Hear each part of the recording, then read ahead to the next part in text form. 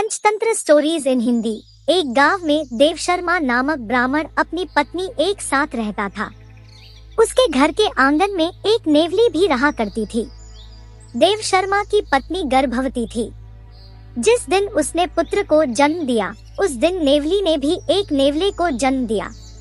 नेवले को जन्म देने के उपरांत नेवली चल बसी। ब्राह्मण की पत्नी स्वभाव से दयालु थी। नवजात नेवले मैंगूस के प्रति उसके हृदय में प्रेम भाव उमड़ पड़ा और वह अपने पुत्र के समान ही उसका भी पालन पोषण करने लगी। नेवला भी ब्राह्मण के परिवार से अच्छी तरह घुल मिल गया। वह सदा उनके पुत्र के साथ खेला करता। दोनों में अच्छी मित्रता हो गई थी। ब्राह्मण और उसकी पत्नी को नेवले और अपने पुत्र की मित्रता में कोई आपत्ति नहीं थी। दोनों का प्रेम देख वे प्रसन्न थे।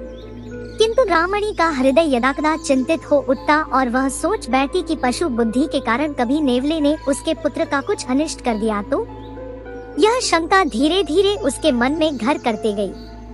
उधर ब्राह्मण का विश्वास था कि पशुओं में भी प्रेम भाव की समझ होती है और नेवला अभी उसके पुत्र को अनिष्ट नहीं पहुंचाएगा।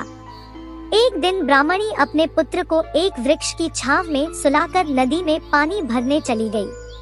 उस समय नेवला भी वहां खेल रहा था। जाने के पूर्व वह ब्राह्मण से पुत्र का ध्यान रखने को कह गई। उसे भय था कि कहीं नेवला उसे काट न ले। ब्राह्मणी के जाने के बाद ब्राह्मण ने सोचा कि नेवला और उसके पुत्र में गहरी मित्रता है, वह उसे क्यों कटेगा, और वह भिक्षाटन करने गांव प्रस्थान कर गया।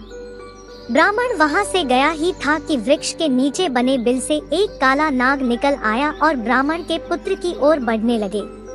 पास ही खेल रहे नेवले की दृष्टि जब काले नाग पर पड़ी तो वह उस पर टूट पड़ा और मार डाला।